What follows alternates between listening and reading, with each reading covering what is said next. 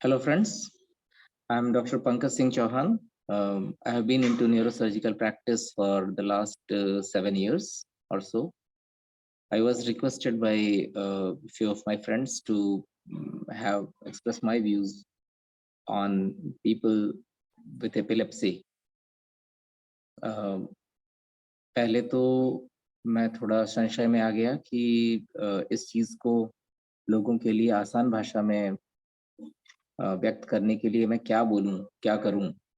और फिर मेरे मन में आना शुरू हुआ ये सब कि जो भी लोग होते हैं जिनको हम एपिलेप्सी से ग्रस्त या सामान्य भाषा में कहें तो मिर्गी से ग्रस्त या जिनको कुछ दौरे विशेष प्रकार के आते हों, उनके बारे में जब हम बात करते हैं तो हम इन जनरल हम सब मेडिकल कम्युनिटी वाले और उनके परिवार वाले, उनके आसपास के समाज, जो भी उनसे सिंपैथेटिक होते हैं, वो ये बात बहुत अच्छी तरह जानते हैं कि इस बीमारी के जो एक्स्ट्रा इफेक्ट्स हैं, वो बहुत हद तक सामाजिक होते हैं, व्यक्तिगत स्तर पे होते हैं। ये अपने उस रोगी की मानसिक क्षमता, उसकी एजुकेशन, उसकी एम्प्लॉयमेंट,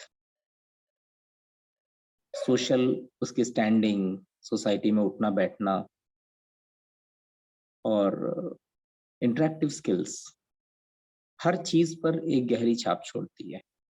तो किसी भी ऐसी बीमारी से ये अलग है जिसका एक बार किसी को बीमारी हुई और उसका संपूर्ण इलाज हो गया और आदमी उसके इफेक्ट से कंप्लीटली फ्री हो गया। यू जस्ट फॉरगेट कि आपको कोई बीमारी हुई थी, आप डॉक्टर के पास गए, वो ठीक हो गई, that's all, move on in life. But that's not the case. ये नहीं होता है इन लोगों के लिए जो मिर्गी से ग्रस्त होते हैं, क्योंकि समाज में एक अवधारणा है कि इसका कंप्लीट ट्रीटमेंट पॉसिबल नहीं है, जो कि गलत है। मेडिकल साइंस के करंट नॉलेज के हिसाब से जिन चीज़ों में कंप्लीट ट्रीटमेंट पॉसिबल ना भी हो, तो काफ़ी हद तक इफ़ेक्टिव मैनेजमेंट इज़ पॉसिबल। और वो मैनेजमेंट इतना असरदार है कि आपको एक लंबी लिस्ट मिलेगी बेहद सक्सेसफुल लोगों की, जो एपिलेप्सी के साथ अपनी ज़िंदगी एक रेगुलेटेड लाइफ़स्टाइल जीते हैं और अचीवमेंट्स के शिखर को टच करते हैं। आपको समझना ये होगा कि ट्रीटमेंट और एक होलिस्टिक मैनेजमेंट में कुछ फ़र्क होता है। मैं कहना आपसे ये चाहता हूँ कि किसी भी चीज़ को जिसके बारे में, किसी भी कंडीशन के बारे में, जिसमें कई बार समाज में ये व्याप्त हो जाए कि इसका कंप्लीट ट्रीटमेंट पॉसिबल नहीं है, तो उसके बारे में एटलीस्ट एक डेफिनेटिव मैनेजमेंट ज़रूर पॉसिबल होता है। किसी चीज़ के मॉलिक्यूलर मैकेनिज़्म्स अगर अभी स्टिल मतलब रिसर्च फेज़ में हैं, तो भी एक्सेप्टेबल डेटा कंपाइल हो चुका होता है।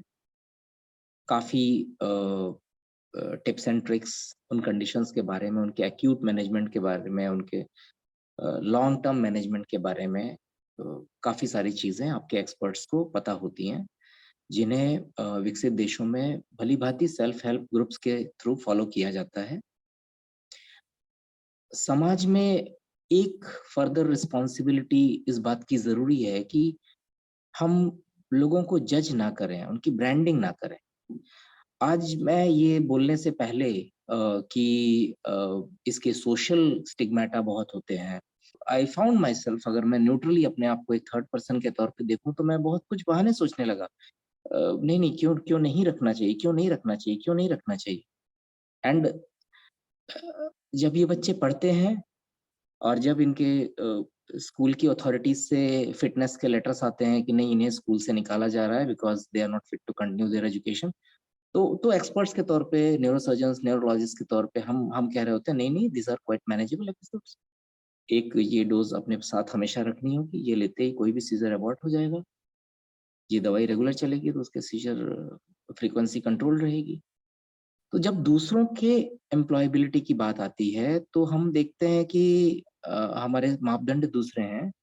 और जब इन्हें अपने फैमिली में एक्सेप्ट करने की बात हो, इन्हें अपने बीच एम्प्लॉयमेंट देने की बात हो और आपको पता हो अच्छी तरह कि इस पर्सन को एक कुछ कंट्रोल्ड कभी-कभार दौरे पड़ते हैं। एंड देन आई थॉट कि रिस्पॉन्सिबिलिटी ज़्यादा तो समाज की है। वो आलसी होकर के बगल से निकल नहीं सकता कि हमें इससे क्या? आपको समझना होगा, कुछ चीज़ें, कुछ गवर्नमेंट अथॉरिटीज़ के तौर पे कुछ रिलैक्सेशंस की ज़रूरत है, कुछ गाइडलाइंस इश्यू करने की ज़रूरत है कि जहाँ भी पीपल विथ एपिलेप्सी मिर्गी पे मैनेज्ड पेशेंट्स एम्प्लॉयड हैं, जहाँ भी पढ़ रहे हैं, जहाँ भी सोशल सर्कल्स में ये कोई अपनी भूमिका निभा रहे हैं, वहाँ पर इनके अगल-बगल के लोगों को अ, किन चीज़ों का ख़्याल रखना है। सरकार, अथॉरिटीज़ और एक्सपर्ट्स का काम ये है कि ये इनमें सफिशिएंट रिलैक्सेशंस रखें, इनके ट्रेनिंग प्रोग्राम्स रखें, सोसाइटी को ये सीखने का अवेयरनेस प्रोग्राम्स के थ्रू मौका दें, इन बातों को एनकरेज करें और फिर उसके बाद ये देखा जा पाएगा बहुत कुछ समय के बाद कि कौन से सबटाइप्स ऑफ एपिलेप्सी में सडन डिटेरियोरेशन नहीं होता किसी पेशेंट का और काफ़ी कुछ इस बारे में वेल नोन भी है। So what I want to emphasize is कि एज़ अ सोसाइटी हम उस कंटीन्यूअस लर्निंग प्रोसेस, उस मेहनत से हम बच नहीं सकते अपने इन भाई-बहनों के लिए, इन बच्चों के लिए जो एक बीमारी से ग्रस्त हैं और जो सिर्फ़ 1-2 गोलियों से उन्हें रेगुलरली लेने से और लाइफ़स्टाइल में कुछ इम्पोर्टेंट रेगुलेटरी चेंजेस कर लेने से मैनेज हो सकती है। I thank this platform to have given me an opportunity कि मैं अपनी बात आप तक पहुँचा सकूँ। Both of us मुझे सुनने वाले एंड मुझे we need to introspect, we need to see कि अगर अगर हमें इन लोगों के साथ ऐसी सिचुएशन आ जाए तो how are we going to manage and how far we are going to accept them and अगर अथॉरिटीज कुछ रिलैक्सेशन अलाउ करें तो what will be our take on this disease. Thank you for listening.